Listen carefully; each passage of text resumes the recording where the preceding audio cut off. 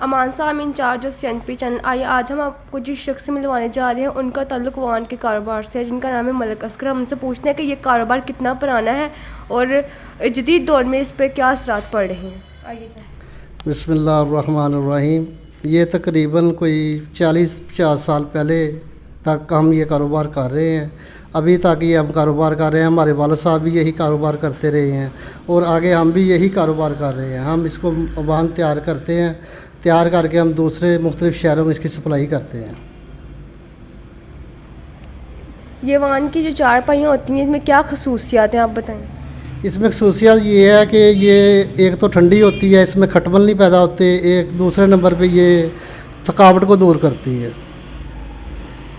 और जदीद दौर में इसके कारोबार पर क्या असर पड़ रहे हैं आप ये बताएं। जदीद दौर में ये पहले भी माल तैयार होता था मूंज का, अब भी तैयार हो रहा है। असरात नहीं है, ये काफ़ी लोग इस्तेमाल कर रहे हैं। गाँव में ज़्यादा, अक्सर गाँव में ज़्यादातर इस्तेमाल करते हैं ये। दैन मूंज की चारपाई और दूसरी चारपाई में क्या फ़र्क है आप ये बताएं। ये जो होती है ना, मूंज ठंडी होती है, सूतर जो होता है गर्म होता है, इसमें खटमल नहीं पैदा होते, इसमें यही खसूसियात है। और ये जो मूंज का वाहन कैसे तैयार किया जाता है।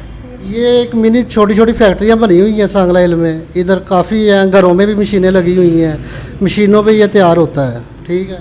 और कौन कौन से शहरों में ये बेचा जाता है ये बताएं। ये मुख्तलिफ़ शहरों में, फैसलाबाद हो गया, साहिवाल हो गया, मियाँ चन्नू, बोरा, व्याड़ी, कमालिया, चीचा वतनी, सरगोदा, हाफसाबाद, पिंडी भटिया, मुख्तलिफ़ शहरों में ये जाता है।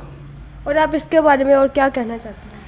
जी, इसके बारे में ये कहूँगा कि ये मूंज का वाहन है, अच्छी क्वालिटी का है। लोगों को चाहिए कि इसकी चारपाई बनाएं, ये थकावट इस पर दूर होती है और इसमें खटमल नहीं पैदा होते। फिनिश्ड हो गया। आप ये बताएं कि ये मूंज कहाँ से आती है, इसको कैसे। जी, ये मूंज KP के सूबा से आती है, लक्की मरवत से। ये ट्रकों पे लोड हो के इधर सांगलाइल में आती है और इधर नीलामी होती है। नीलामी होने के बाद हम इनको कारखाने में ले जाते हैं। उधर तकरीबन इसकी हैम्बर पे कटाई होती है। कटाई होने के बाद ये मशीनों पे चली जाती है। मशीनों पे इसका माल तैयार होता है।